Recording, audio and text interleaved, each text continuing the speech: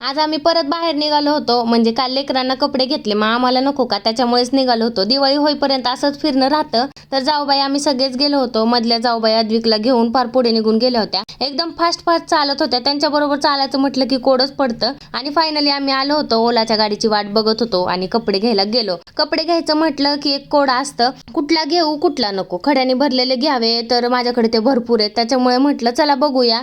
पण जे ड्रेस आवडत होते ना ते बजेटच्या बाहेर होते आणि जे आवडत नव्हते ते बजेटच्या आतमध्ये होते. त्याच्यामुळे ना 10 आम्ही दुकानात तर फिरलो, पण फायनली घेतले कॉर्ड सेटच घेतले. तुम्हाला पुढे व्हिडिओमध्ये दिसतील.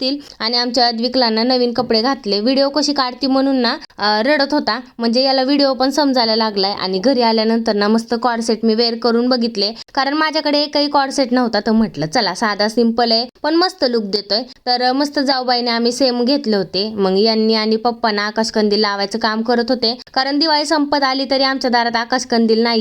आणि आकाशकंदील लावायचं जरी म्हटलं ना की खूप जुगाड करून लावावा लागतो. वर्षातून एकदा लावायचं, पण त्याच्या वस्तू एकही जागेवरती नसतात.